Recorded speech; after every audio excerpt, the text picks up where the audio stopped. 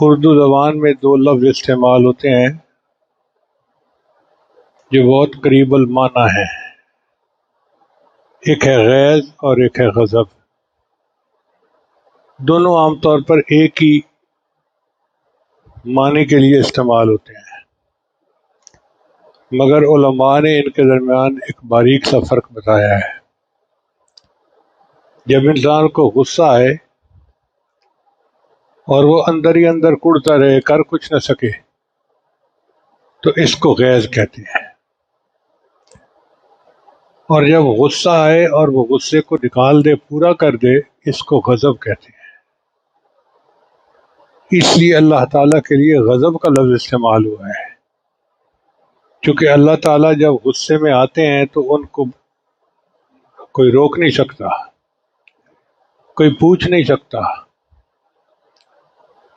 وہ اپنا غصہ پورا کر دیتے ہیں۔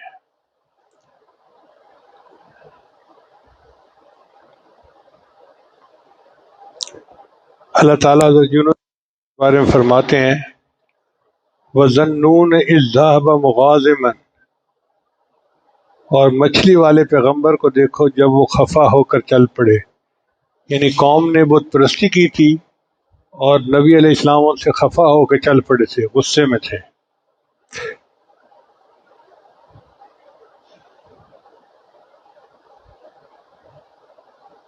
تو مخلوق کے لیے دونوں لفظ استعمال ہوتے ہیں، غیظ بھی اور غضب بھی، لیکن اللہ کے لیے فقط ایک لفظ استعمال ہوتا ہے، غضب۔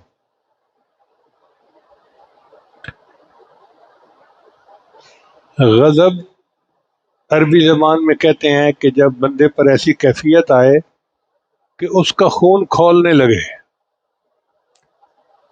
یہ ایک فطری چیز ہے، ہر انسان کو غصہ آتا ہے، نیک ہو یا بد ہو، حتیٰ کہ اولیاء کو بھی غصہ آتا ہے، انبیاء کو بھی غصہ آتا ہے، اور اللہ نے انسان کی یہ فطرت اس لیے بنائی ہے کہ وہ اپنا دفاع کر سکے۔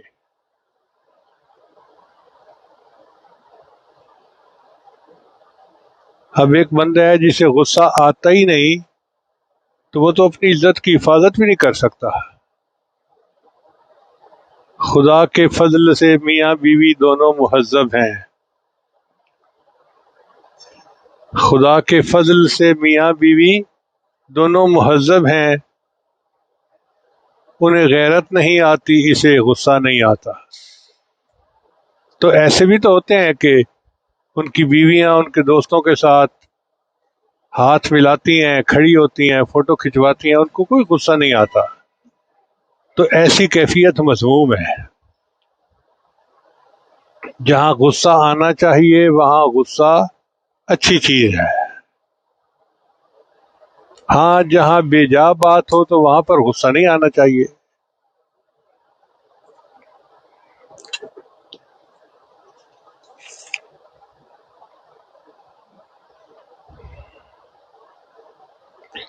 اس لیے اللہ تعالیٰ نے ارشاد فرمایا وَالْقَاظِمِينَ الْغَيْظَ، غصے کو پی جانے والے۔ یہ نہیں کہا کہ جو غصہ نہ کرتے ہوں، اس لیے کہ یہ فطرت ہے، غصہ آئے گا، مگر اچھا انسان وہ ہوگا جو اس غصے کو ضبط کر جائے، پی جائے۔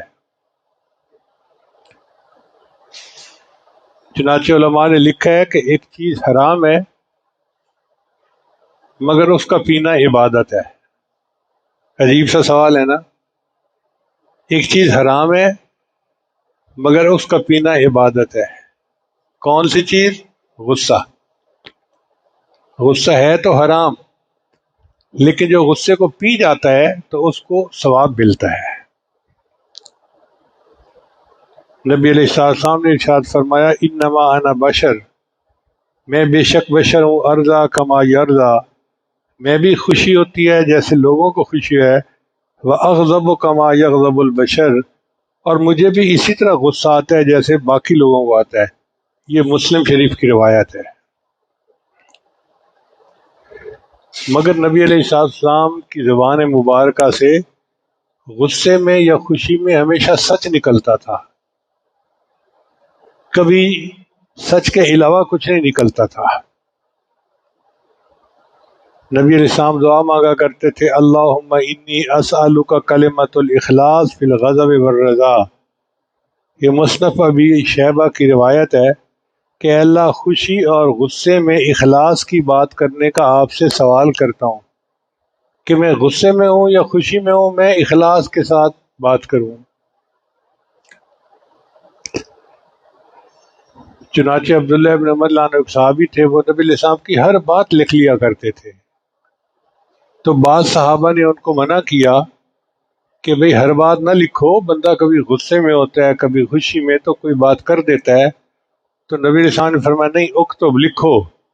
فوالذی نفسی بیدہ، اس ذات کی قسم جس کے قبضے میں میری جان ہے، ما یخرج منہ الا الحق، کہ میری زبان سے حق کے سوا کچھ نہیں نکلتا۔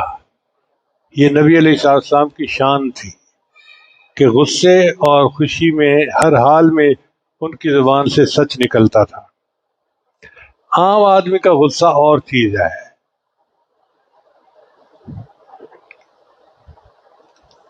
جب وہ غصے میں آتا ہے تو اس کی عقل پہ پردہ پڑ جاتا ہے اور پھر اس کو سمجھ نہیں لگتی کہ میں کیا کہہ رہا ہوں اور کیا نہیں کہہ رہا ہے۔ اس لیے اکثر گھر جو برباد ہوتے ہیں وہ غصے میں ہی ہوتے ہیں۔ میرے پاس ایک آدمی آیا، حضرت میں نے غصے میں بیوی کو طلاق دے دی۔ میں نے کہا بھائی کبھی کسی نے خوش ہو کے بھی دی؟ دیتا ہی غصے میں ہے بندہ۔ اس لیے اپنے غصے کو کنٹرول کرنا چاہیے۔ اس غصے کے کچھ اسباب ہوتے ہیں۔ ایک سبب تو یہ کہ تکبر ہوتا ہے بندے کے اندر، وہ اپنے آپ کو کوئی شے سمجھتا ہے۔ یہ جو رعونت ہے نا اور غصہ ہے، یہ بڑے بڑے بول بلوا دیتا ہے۔ انسان خدا کے لہجے میں بولنا شروع کر دیتا ہے، فرعون بن جاتا ہے۔ بڑا عہدہ ہو تو تکبر ہوتا ہے، حالانکہ یہ بڑے عہدے کیا حیثیت رکھتے ہیں۔ سروری زیبا فقط اس ذات بے ہمتا کو ہے، سروری زیبا فقط اس ذات بے ہمتا کو ہے، حکمراں ہے ایک وہی باقی بتانے آزری۔ اصل حکمران تو اللہ ہے، باقی سب بتانے آزری ہیں۔ اور دوسرا ہے جہالت کی وجہ سے۔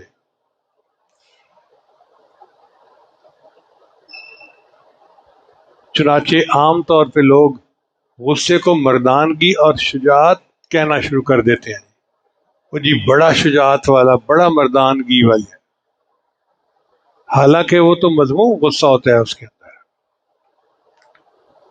اور تیسرا ہوتا ہے عجب، دکھاوا، دوسروں کو دکھانے کے لیے روب جھاڑنا، غصہ کرنا۔ اور چوتھا سبب ہوتا ہے مذاق۔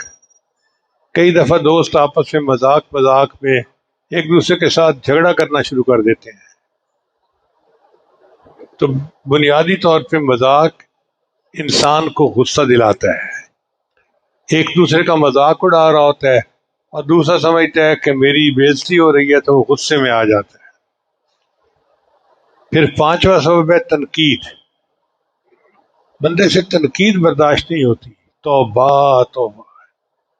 ایک بات کر دو کہ بھی ایسے نہیں، ایسے ہونا چاہیے، بس ساری محبتیں اڑ گئیں۔ آج کل تو شیخ کا بھی غصہ برداشت نہیں کرتے، کہتے جی ہمیں انہوں نے دیکھ کے مسکراتے نہیں ہیں۔ معیار بنا لیا نا اپنا کہ دیکھ کے مسکراتے نہیں ہیں۔ شہزادوں کی طرح نفس چاہتا ہے کہ ہمیں رکھا جائے۔ ہمارے حضرت رحمۃ اللہ فرمایا کرتے تھے کہ شیخ جس بندے کے لیے جتنا غصہ کرے، وہ خوش ہو کہ میرے شیخ کی میرے اوپر نظر ہے، تبھی تو وہ میری اصلاح کر رہے ہیں، اللہ کا شکر ادا کریں۔ مجھے اپنے شیخ سے بہت ڈانٹ پڑتی تھی۔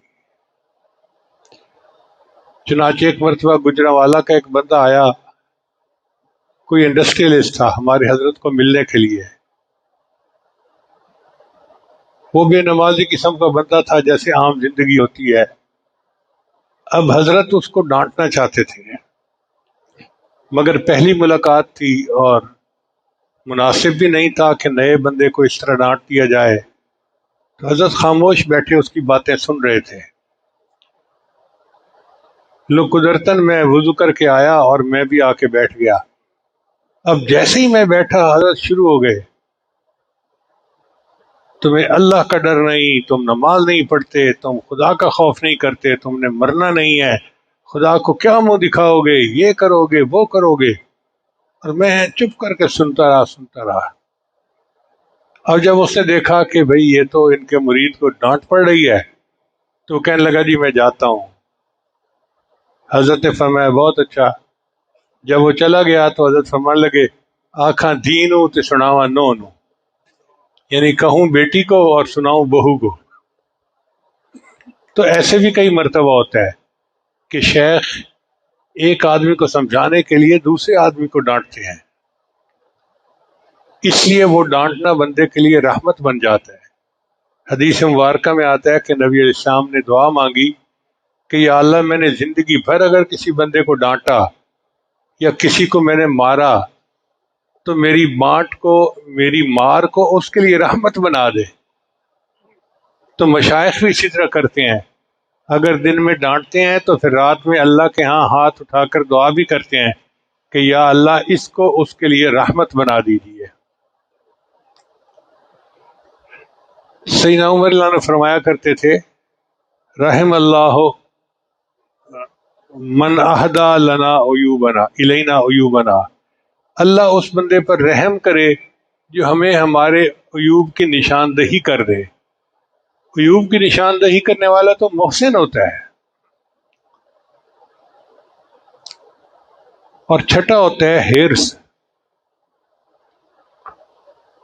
کہ بندے کے اندر ہرس ہوتی ہے، زمین مجھے مل جائے، جائیداد مل جائے، دکان مل جائے، فلاں مل جائے، اور لوگ رکاوٹ بنتے ہیں تو پھر ان پہ غصہ آتا ہے۔ اور ساتواں ہے حسد، کہ حسد کی وجہ سے بندے کو غصہ آتا ہے۔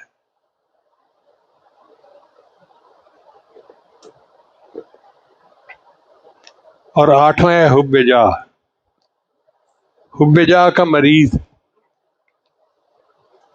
ہر بندے سے یہ چاہت رکھتا ہے کہ یہ میرا اکرام کرے، جہاں تھوڑی سی اس کی تعظیم میں کمی آئی وہاں اس کو غصہ آ گیا، طبیعت خراب ہو گئی۔ اور نواں سبب ہے نفسانی شہوانی محبت، لوگ نفسانی شیطانی محبتوں میں جب گرفتار ہو جاتے ہیں تو ماں رکاوٹ بنتی ہے، بیوی بنتی ہے، باپ بنتا ہے، تو ان پہ غصہ آتا ہے، یہ مجھے کیوں روکتے ہیں، یہ مجھے کیوں ٹوکتے ہیں، تو یہ بھی غصے کا سبب ہے۔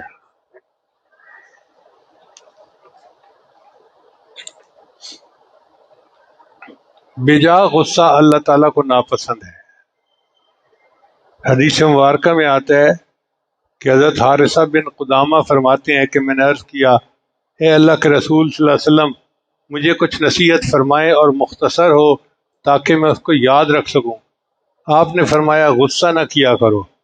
میں نے پھر نصیحت کی گزارش کی، نبی علیہ السلام نے دوسری مرتبہ پھر فرمایا غصہ نہ کیا کرو۔ میں نے گزارش کی، آپ نے پھر تیسری مرتبہ فرمایا کہ غصہ نہ کیا کرو۔ یہ جو غصہ نہ کرنا ہے یہ اتنی بڑی صفت ہے کہ اس پر بندے کو جنت ملتی ہے۔ ایک دوسرے کے ساتھ جو لڑائی جھگڑا ہے وہ اسی وجہ سے کہ غصہ آ جاتا ہے۔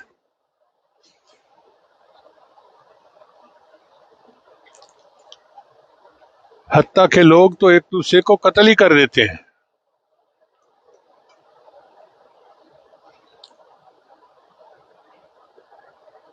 ہمارے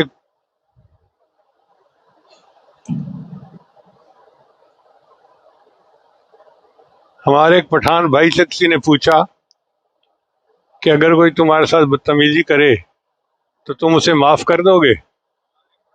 تو اس نے جواب دیا بھائی معاف کرنے والی ذات تو اللہ کی ہے، ہاں ہم اسے جلدی اللہ تک پہنچا دیں گے۔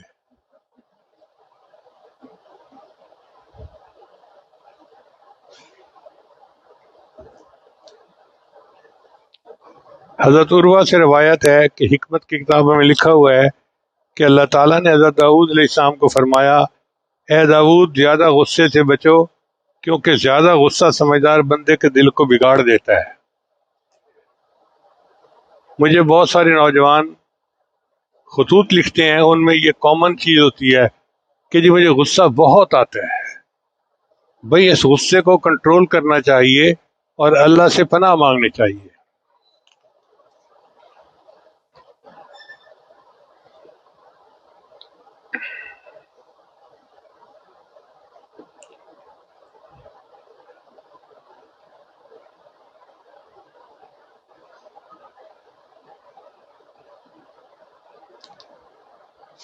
نبی علیہ السلام نے ارشاد فرمایا، کیا میں تمہیں برے لوگوں سے آگاہ نہ کروں؟ صحابہ کرام نے عرض کیا، اے اللہ کے نبی صلی اللہ علیہ وسلم ضرور بتائیے۔ آپ نے فرمایا، وہ انسان بہت برا ہے جو اکیلا کھائے، اپنے غلام کو کوڑے مارے اور دوسروں کو عطیہ دینا اور مدد کرنا روک دے۔ پھر اس کے بعد فرمایا، کیا میں تمہیں اس سے بھی بدترین انسان بتا دوں؟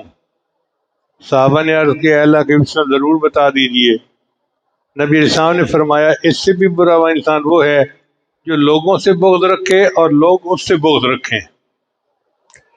اس کے بعد ارشاد فرمایا، کیا تمہیں اس سے بھی بدترین انسان بتاؤں؟ صحابہ کرام نے عرض کیا، اے اللہ کے نبی صلی اللہ علیہ وسلم بتا دیجئے۔ نبی علیہ السلام نے ارشاد فرمایا، جو بندہ کسی کی لغزش کو معاف نہ کرے، کسی کی معذرت کو قبول نہ کرے، وہ سب سے زیادہ بدترین انسان ہوتا ہے۔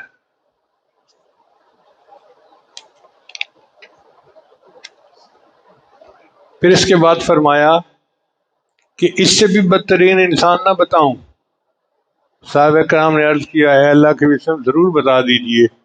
فرمایا، وہ انسان جس سے نیکی کی امید نہ ہو اور اس سے دوسروں کو امن نہ ہو۔ بعض لوگ ہوتے ہیں نا، ان سے خیر کی امید نہیں ہوتی، تو فرمایا کہ جو ایسا بندہ ہو کہ دوسروں کو خیر کی امید بھی نہ ہو اور وہ اس کے شر سے بچے ہوئے بھی نہ ہو، وہ سب سے بدترین انسان ہے۔ محسن کائنات ہمارے آقا صلی اللہ علیہ وسلم نے دیکھ سے کھول کھول کے باتیں ہمیں سمجھائی ہیں۔ امام غزالی رحمۃ اللہ نے فرمایا کہ غصے کو بہادری سمجھنا جہالت ہے، بلکہ غصہ ضعف اور کمزوری کی دلیل ہے۔ آپ دیکھتے ہیں صحت مند کی جگہ بیمار کو غصہ زیادہ آتا ہے، مرد کی نسبت عورت کو غصہ جلدی آتا ہے، جوان کی نسبت بوڑھے کو غصہ جلدی آتا ہے، خوش اخلاق کی نسبت بد اخلاق کو غصہ زیادہ آتا ہے۔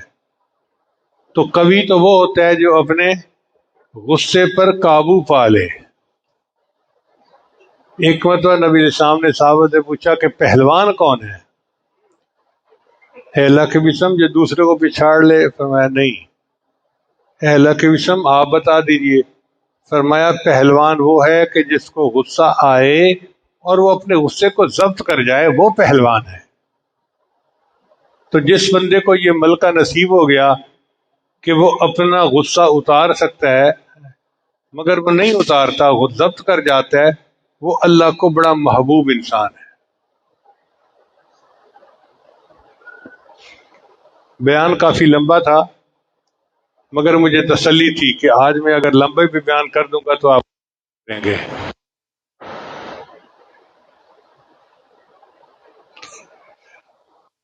کے علاج دو طرح کے ہیں، ایک ہے وقتی علاج اور ایک ہے اس کا پرماننٹ علاج۔ وقتی علاج تو یہ ہے کہ انسان خاموش رہے، جب کوئی غصے والی بات ہو تو بالکل چپ سان لے، گم سم ہو جائے۔ یہ چپ رہنا اس کے لیے عبادت ہے۔ نبی صاحب نے فرمایا خاموشی عبادت ہے، تو انسان بہت ساری مصیبتوں سے بچ جاتا ہے۔ دوست سے جھگڑا ہو گیا، بھائی سے جھگڑا ہو گیا، شریک کار سے جھگڑا ہو گیا، تو خاموشی اختیار کرے، بالکل خاموش ہو جائے۔ نبی صاحب نے ارشاد فرمایا، مسند احمد کی روایت ہے، اذا غضب احدکم فلیسکت، تم میں سے جب کسی کو غصہ ہے تو وہ سکوت اختیار کر لے۔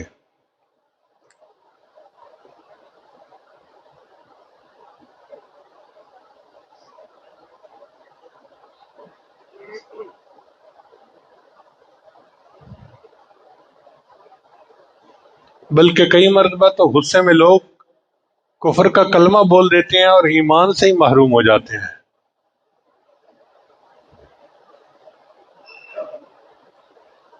علماء نے لکھا ہے کہ میاں بیوی کے درمیان بحث ہو رہی تھی تو بیوی نے کہہ دیا یہ تو شریعت کا حکم ہے، اور خامن نے جواب میں کہہ دیا رکھ پرے شریعت کو، تو یہ جو اس نے کہا نا رکھ پرے شریعت کو، اس سے وہ کافر ہو گیا، یہ کلمات کفر میں سے ہے۔ اس لیے غصے کے وقت خاموشی اختیار کرنا یہ بہترین علاج ہے۔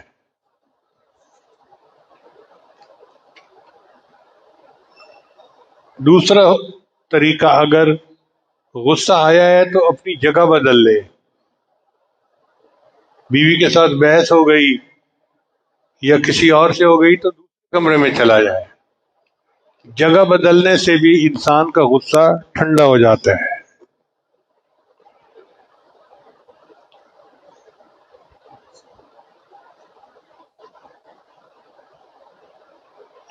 علماء نے لکھا ہے کہ اپنی حالت کو بدل لینے سے غصہ ٹھنڈا ہو جاتا ہے۔ کھڑا ہے تو بیٹھ جائے، بیٹھا ہے تو لیٹ جائے، چونکہ جتنا زمین سے قریب ہوتا جائے گا غصہ ٹھنڈا ہوتا جائے گا۔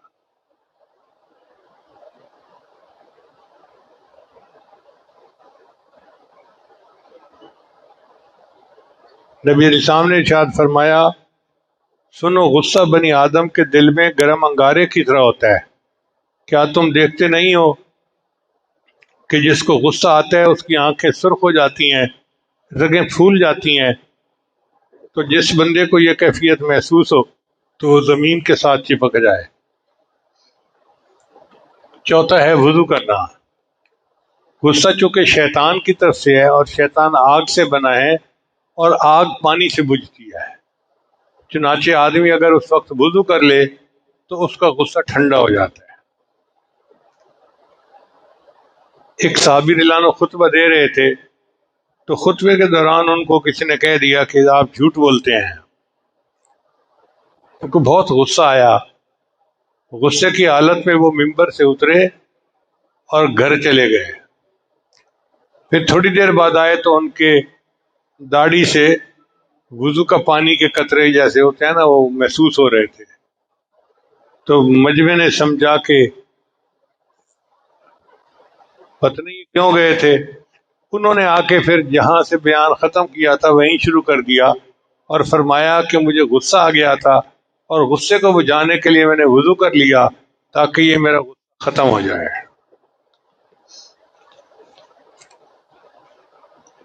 اگر انسان کا غصہ پھر بھی ٹھنڈا نہ ہو تو اعوذ باللہ من الشیطان الرجیم پڑھ لے۔ نبی کریم صلی اللہ علیہ وسلم کے قریب دو آدمی آپس میں جھگڑ رہے تھے،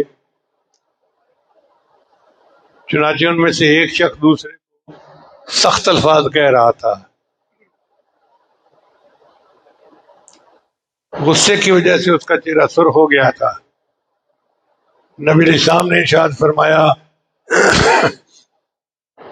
میں ایک ایسا کلمہ جانتا ہوں کہ اگر غصے والا آدمی اس کو پڑھے تو اس کا غصہ جاتا رہے گا، وہ ہے اعوذ باللہ من الشیطان الرجیم۔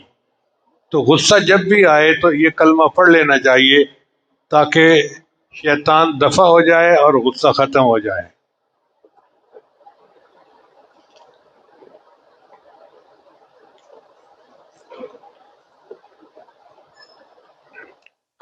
نبی علیہ السلام نے فرمایا عائشہ صدیقہ رضی اللہ تعالیٰ عنہ کو کہ جب تم غصے میں ہوتی ہو مجھے پتہ چل جاتا ہے۔ انہوں نے پوچھا کیسے؟ کہ عام حالات میں تو تم کوئی بات ہوتی ہے تو قسم اٹھاتی ہو رب محمد کی قسم، اور جب غصے میں ہوتی ہو تو کہتی ہو رب ابراہیم کی قسم، تو مجھے پتہ چل جاتا ہے کہ تم غصے میں ہو۔ تو عائشہ صدیقہ عنہ بڑی ذہین تھی، جواب دیا اے اللہ کے نبی صلی اللہ علیہ وسلم میں آپ کا نام لینا چھوڑتی ہوں، آپ کو تو نہیں نہ چھوڑتی۔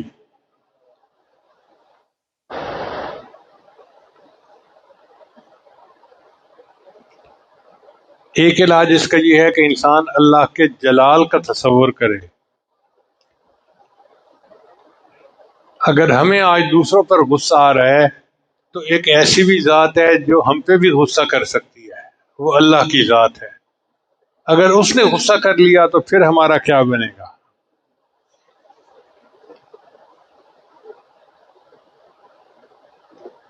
ایک صحابی اپنے غلام کو کسی غلطی کی وجہ سے مار رہے تھے تو نبی علیہ السلام نے ارشاد فرمایا، جتنا تجھے اس پر اختیار ہے اللہ رب العزت کو تجھ پر اس سے زیادہ اختیار ہے۔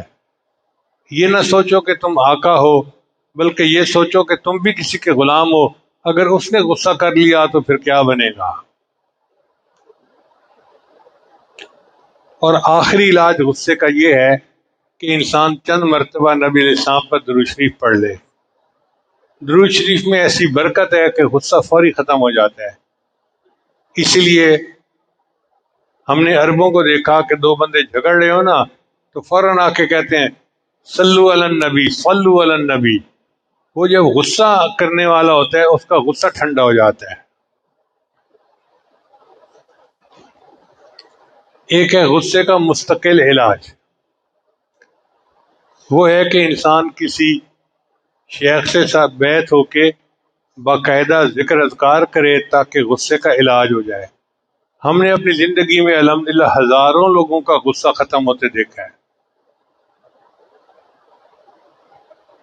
ساؤتھ افریقہ میں ایک دارالعلوم ہے، دارالعلوم زکریا، وہاں کے استاد الحدیث سے ان کا نام تھا مولانا چوکسی۔ وہ بڑے غصے والے مشہور تھے، مسلم شریف پڑھاتے تھے اور بڑے عالم تھے اور تجربہ کار تھے۔ اتنا غصہ کہ دارالعلوم کے سارے طلباء ان سے ڈرتے تھے، حتیٰ کہ جو استاد تھے باقی وہ بھی ڈرتے تھے، حتیٰ کہ معتمر صاحب کہنے لگے کہ میں بھی ڈرتا تھا کہ کہیں غصے میں جواب دے کے چلے گئے تو مجھے ایسا بندہ پھر نہیں ملنا۔ اتنا غصہ تھا ان کا۔ اللہ کی شان ایک بیان میں وہ آئے تو وہ بیعت ہو گئے۔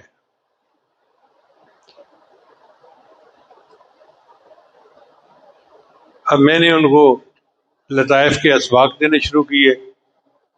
جب لطیف روح کا سبق دیا تو ان کی طبیعت میں بہت تحمل مزاجی آ گئی۔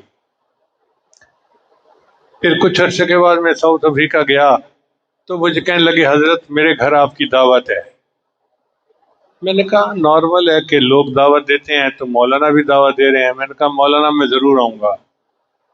چنانچہ جب میں وہاں دعوت کے لیے گیا تو انہوں نے میرے سامنے سپیکر رکھ دیا، حضرت میری بیوی کہتی تھی کہ جب تمہارا غصہ ٹھنڈا ہوگا نا تب میں کسی شیخ سے بیعت کروں گی۔ اب 1 سال ہو گیا، میں تصدیق کرتی ہوں کہ آپ کی طبیعت میں تحمل مزاجی آ گئی ہے، پہلے مجھے بیعت کریں پھر کھانا پیش کروں۔ تو الحمدللہ کہ غصے کا پرماننٹ علاج اہل اللہ کی صحبت میں ہوتا ہے۔ ہر نماز کے بعد 21 مرتبہ یہ آیت پڑھ کر سینے پہ دم کریں، یا نار کونی بردم و سلاما، اور چند مرتبہ لا حول ولا قوت الا باللہ بھی پڑھ لیا کریں۔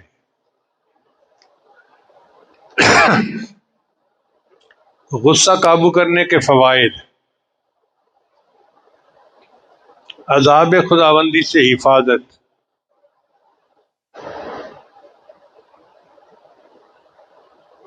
چنانچہ حدیث مبارکہ میں آتا ہے من ملک غضبہ وقاہ اللہ عذابہ، جو بندہ اپنے غصے پر قابو پا لے گا اللہ تعالیٰ قیامت کے دن اس کو جہنم کے عذاب سے بچا لیں گے۔ نبی علیہ السلام نے ارشاد فرمایا کہ 3 باتیں ایسی ہیں جن کی حقانیت پہ میں قسم کھا سکتا ہوں۔ پہلی بات یہ کہ جو شخص اللہ کے راستے میں صدقہ کرتا ہے اس صدقہ کرنے کے اس کا مال کم نہیں ہوتا بلکہ بڑھتا ہے۔ نبی علیہ السلام ویسے بھی ارشاد فرما دیتے تو کافی تھا، آپ نے فرمایا کہ میں قسم کھا کر کہتا ہوں کہ صدقہ کرنے سے بندے کا مال گھٹتا نہیں بلکہ بڑھتا ہے۔ پھر دوسری بات کہ جو بندہ دوسروں کی غلطی کو جلدی معاف کر دے گا اس کے بدلے میں اللہ اس بندے کو قیامت کے دن عزت عطا فرمائے گا اور اس کی شان اس کو بلندی شان عطا فرمائیں گے۔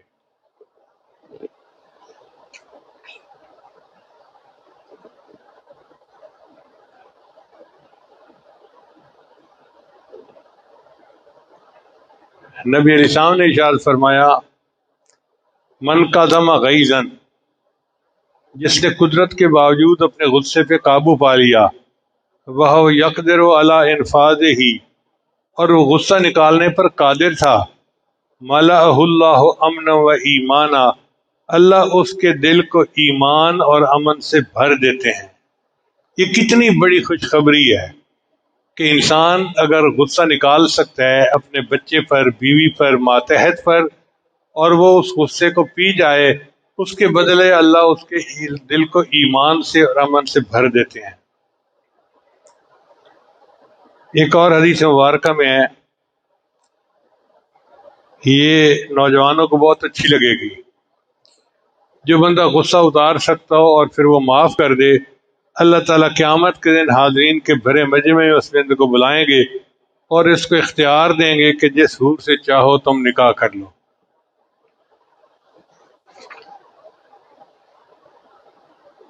اور اس سے بھی ایک بڑی نعمت کہ اللہ تعالیٰ قیامت کے دن لوگوں سے حساب کتاب لیں گے، تو اس وقت بھرے مجمع میں ایک اعلان کرنے والا اعلان کرے گا کہ اللہ رب العزت کا جس جس کا بھی حق ہے تو وہ کھڑا ہو جائے۔ اس سے پوچھا جائے گا کہ ایسے کون لوگ ہیں جن کا اللہ تعالیٰ کے اوپر اجر لازم ہے؟ وہ جواب دے گا اس سے وہ لوگ مراد ہیں جو دنیا میں اللہ کے بندوں کو معاف کر دیتے تھے، چنانچہ ہزاروں کے حساب سے لوگ اٹھیں گے اور بغیر حساب کے جنت میں داخل ہوں گے۔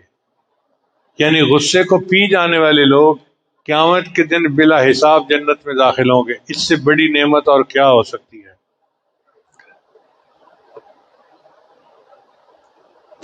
ایک صحابی نبی علیہ السلام کی خدمت میں حاضر ہوئے، اے اللہ کے وسلم، مجھے کوئی ایسا عمل بتا دیجئے جس کے کرنے سے مجھے جنت مل جائے۔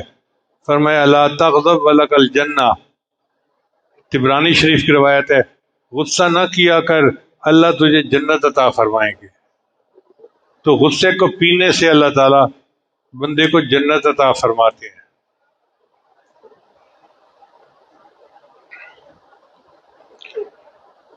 نبی السلام نے ارشاد فرمایا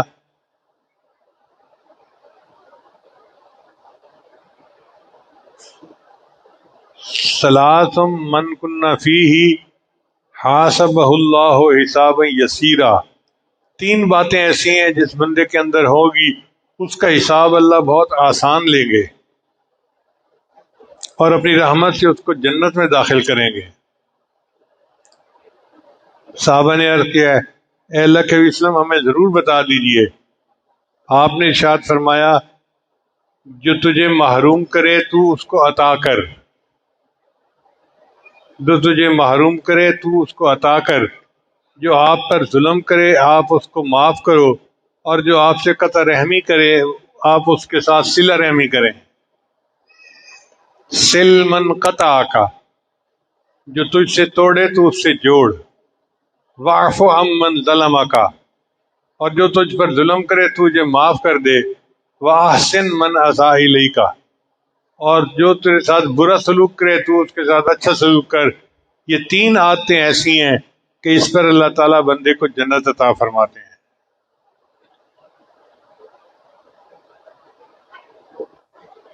عبداللہ بن عمر سے روایت ہے کہ میں نے رسول اللہ سے پوچھا وہ کیا چیز ہے جو مجھے اللہ کے غضب سے دور کر دے؟ آپ صلی اللہ علیہ وسلم نے فرمایا کہ غصہ نہ کر، یعنی جو بندہ مخلوق پر غصہ نہیں کرتا اللہ اس پر غصہ نہیں کرتا، اور جو مخلوق کو معاف کرتا ہے اللہ اس کو معاف کر دیتا ہے۔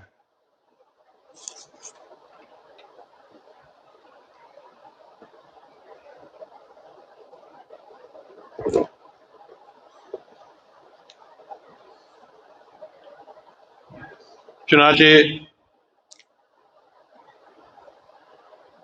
نبی علیہ السلام اپنے غصے کو پی جانے والے تھے، بلکہ ان کا دل اتنا بڑا تھا کہ ان کی تحمل مزاجی دوسروں کے ایمان لانے کا سبب بنتی تھی۔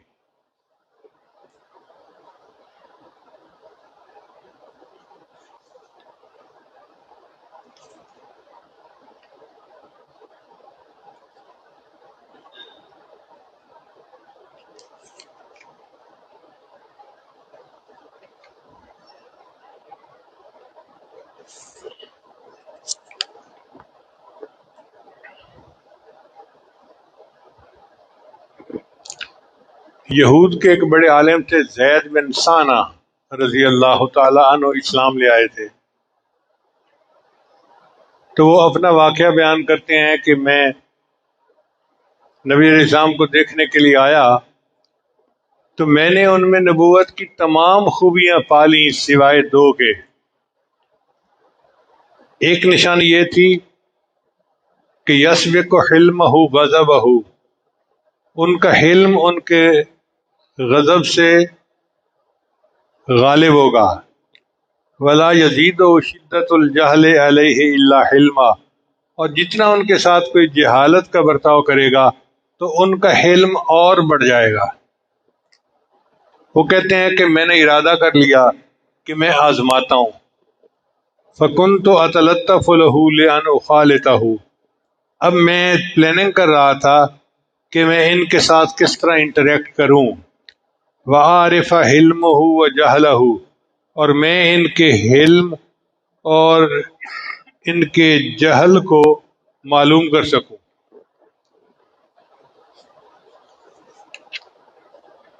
قال، وہ کہتے ہیں فخرج رسول اللہ صلی اللہ علیہ وسلم یوم من الایام من الحجرات، کہ نبی علیہ السلام ایک دن اپنے حجرات سے گھر سے باہر تشریف لائے.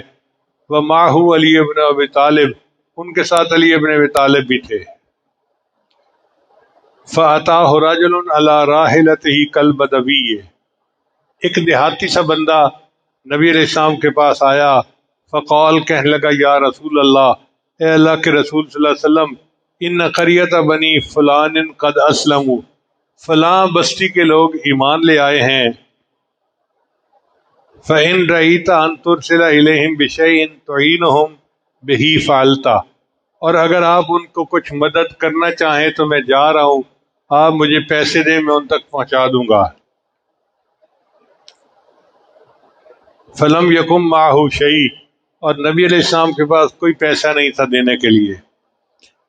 زید کہتے ہیں فدنوت منہ، میں ذرا قریب ہو گیا اور میں نے قریب ہو کے کہا فقلت یا محمد، اے محمد صلی اللہ علیہ وسلم، ان رأیت ان تبیعنی تمرا معلوما من حائط بلی فنان الی اجل قضا و قضا، کہ کیا یہ ممکن ہے کہ فلاں باغ کی اتنی کھجوریں آپ مجھے بیچ دیں تو میں آپ کو ایڈوانس پیمنٹ کر دیتا ہوں. مقصد یہ تھا کہ پیسے ابھی دے دیتا ہوں، کھجوریں بعد میں دے دینا.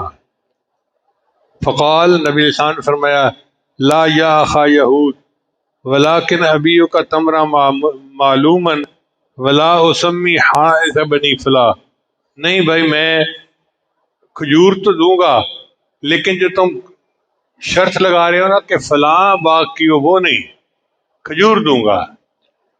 کہنے لگے میں نے ان کو 60 دینار دے دیے، 80 دینار دے دیے، اور نبی علیہ السلام نے وہ اس دینار بندے کو دے دیے اور بندہ چلا گیا. اب جو دن طے ہوا تھا کہ فلاں دن تک میں آپ کو کھجوریں دے دوں گا، اس میں ابھی 2 یا 3 دن باقی رہتے تھے. تو میرا ارادہ تھا کہ میں ان کو غصہ دلاؤں اور پھر دیکھوں ان کا ریئیکشن کیسے ہوتا ہے. چنانچہ وہ کہتے ہیں کہ خرج رسول اللہ صلی اللہ علیہ وسلم فی جنازت رجل من الانصار، انصار کے ایک بندے کا جنازہ تھا اور نبی السلام جنازہ پڑھنے کے لیے آئے.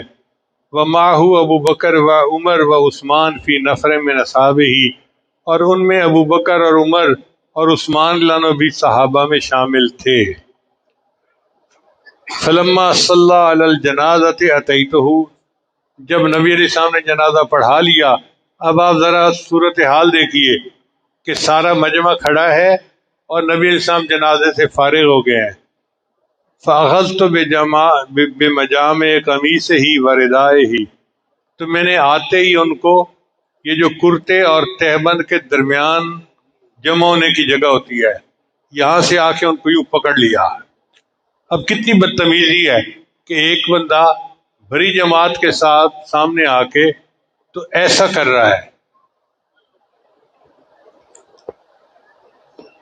ثم قلت، تو پھر میں نے کہا الا تقضی یا محمد حقی، اے محمد تم میرا حق ادا کیوں نہیں کرتے؟ فواللہ ما علمتکم یا بنی عبد المطلب لسیء القضاء مطل. اے عبد المطلب کی اولاد، تم لوگ قرضوں کی ادائیگی میں بہت برے ہو. اب جب اس نے یہ بدتمیزی کے الفاظ کہے، قال کہتے ہیں فنظرت الی عمر،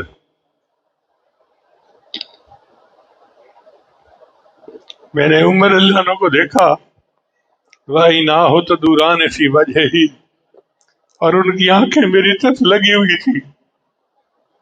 وہ کہنے لگے اے عدو اللہ، اے اللہ کے دشمن، اتقول رسول اللہ ما اسمع، جو میں سن رہا ہوں کیا تو اللہ کے رسول کے لیے یہ الفاظ کہہ رہا ہے؟ فوالذی بعثہ بالحق، قسم ہے اس ذات کی جس کے قبضے میں میری جان ہے، ما لولا ما احاذر فوتہ لضربت بسیفی رأسک، اگر مجھے تمہارا حق فوت ہونے کا ڈر نہ ہوتا تو میں تمہارا سر اڑا دیتا. ورسول اللہ صلی اللہ علیہ وسلم ینظر الی عمر فی سکون و تبسم، اور رسول اللہ صلی اللہ علیہ وسلم عمر عنہ کو تبسم اور سکون کے ساتھ دیکھ رہے تھے. ثم قال یا عمر، پھر نبی علیہ السلام نے فرمایا اے عمر، انا وهو الی غیر ھذا منک احوج، میں اور یہ تیرے دوسرے برتاؤ کے مستحق ہیں. تو مجھے کہتا کہ جی کر جلدی دینا چاہیے، اور اسے سمجھاتا کہ کر لینے میں ذرا سلیقہ اختیار کرنا چاہیے. تو نے تو اس کو تھریٹ ہی کر دیا. اے عمر، اب اس کے ساتھ جاؤ اور اس کو اس کی کھجوریں بھی دے دو، اور 20 کھجوریں زیادہ دو کہ تم نے اس کو دھمکی دی ہے. وہ کہتے ہیں کہ میں گیا تو عمر لانا نے مجھے کھجوریں بھی دیں اور 20 صاع کھجوریں زیادہ بھی دیں، اور میں نے اسلام کو قبول کر لیا. یہ نبی علیہ السلام کا حلم تھا کہ ایسے کافر آپ صلی اللہ علیہ وسلم کے حلم کو دیکھ کے اسلام قبول کر لیتے تھے. اللہ تعالیٰ یہ تحمل مزاجی والی نعمت ہمیں بھی عطا فرمائے. ہم دوسروں کو معاف کریں گے، اس کے بدلے اللہ ہمیں معاف کریں گے. چنانچہ ہمارے بہت سارے حضرات غضب کی حالت میں اپنے آپ پہ قابو پا لیتے تھے.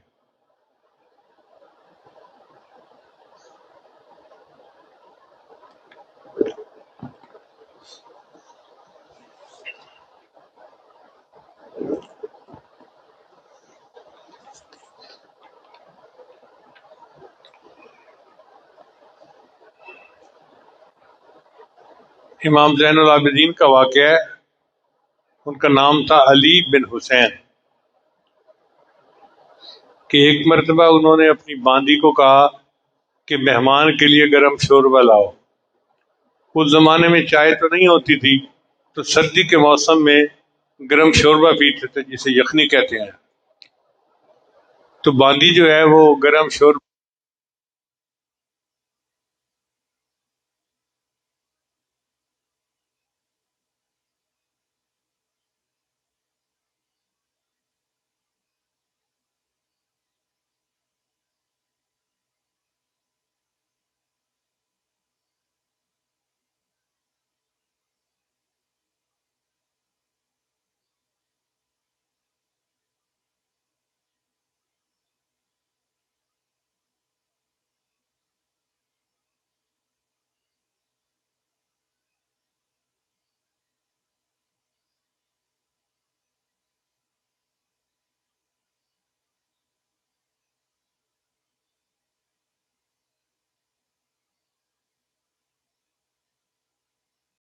المحسنین، اللہ نے کو قانون سے محبت فرماتے ہیں. فرمایا چل میں نے تجھے اللہ کے راستے میں آزاد کر دیا. اب اللہ کی شان دیکھیں کہ وہ نظرات کی یہ شان تھی کہ ادھر قرآن سنتے جاتے تھے، ادھر اس کے اوپر عمل کرتے جاتے تھے.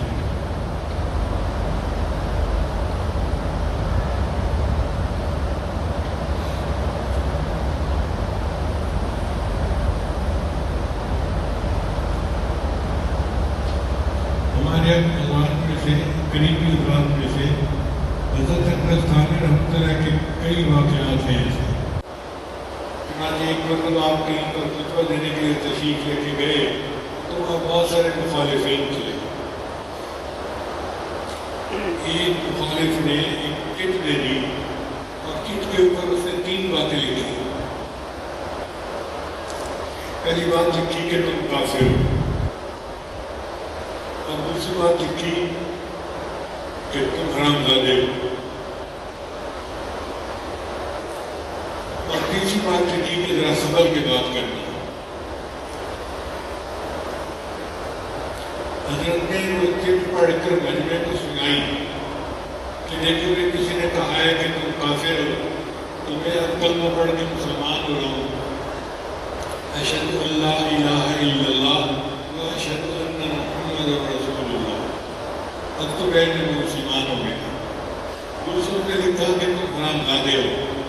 بھائی دیکھو میرے ماں باپ کے نکاح کے گواہ ابھی بھی موجود ہیں، اگر کوئی چاہے تو میں ان کو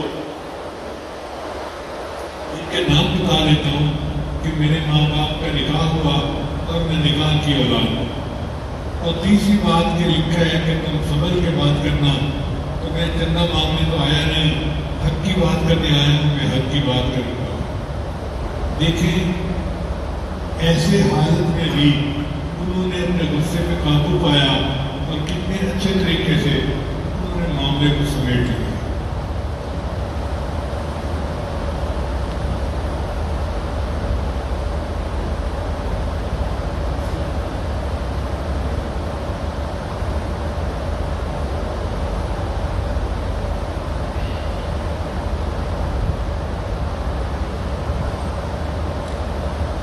حدیث پاک میں آتا ہے کہ دنیا میں دوسروں کے غصے دوسروں کی غلطی کو جلدی معاف کرنے والا ہوگا، اللہ تعالیٰ قیامت میں اس کی غلطی کو جلدی معاف فرما دے گا. یہ کتنی بڑی خوشخبری ہے. کتابوں میں لکھا ہے کہ ایک آدمی کی بیوی سے غلطی ہو گئی. اب غلطی اتنی بڑی تھی کہ اگر وہ چاہتا تو اسے مارتا، گھر بھیج دیتا یا طلاق دے دیتا، مگر اسے محسوس کیا کہ بیوی نے غلطی تو کی ہے مگر ندامت بھی ہے، شرمندگی بھی ہے، افسوس بھی کر رہی ہے. اس نے سوچا چلو اللہ کی بندی ہے میں اسے معاف کر دیتا. چنانچہ اس نے اس کو معاف کر دیا. اللہ کی شان کے کچھ دنوں بعد خانم کی وفات ہوئی تو کسی کو خواب میں نظر آیا. اس نے پوچھا سناؤ گے آگے کیا معاملہ بنا؟ یہ لگا کہ اللہ تعالیٰ کے حضور پیشی ہوئی. اللہ نے فرمایا فلاں موقع پہ تم نے اپنی بیوی کو میری بندی سمجھ کے معاف کیا تھا، آج میں تمہیں اپنا بندہ سمجھ کے معاف کر دیتا. تو ہم دوسروں کو معاف کریں گے اس کے بدلے اللہ ہمیں معاف کرے گا. اس لیے غصے سے بچنا چاہیے اور غصے کو قابو کرنا چاہیے. غصے کی 4 صورتیں ہیں. بعض لوگوں کو غصہ جلدی آتا ہے اور دیر سے جاتا ہے. بعض کو جلدی آتے ہیں اور جلدی چلا جاتے ہیں.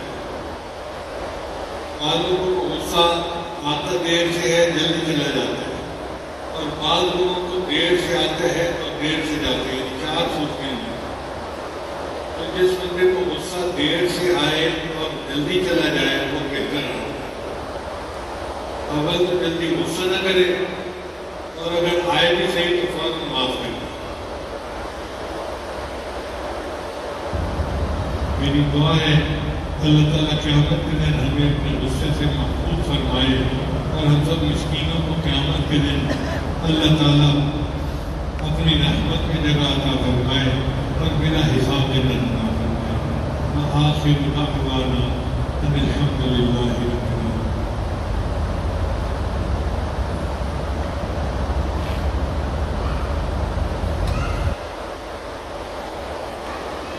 بہت سارے احباب بیعت کے لیے آئے ہیں، جو کلمات پڑھائے جائیں گے اس کو سچے دل کے ساتھ پیچھے پیچھے پڑھ لیجیے.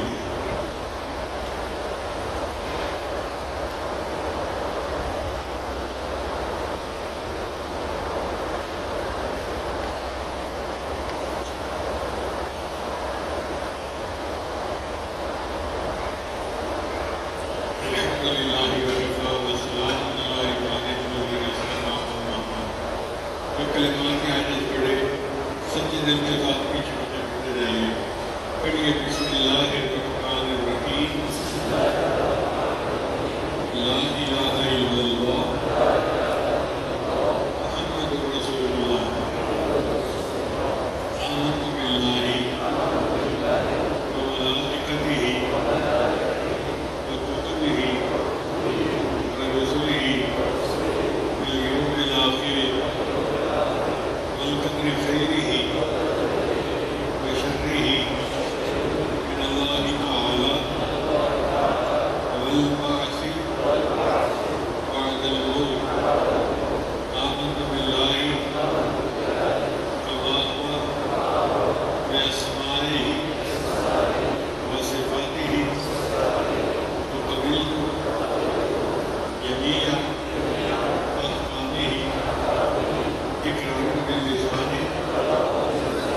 وتصديقا بالقلب۔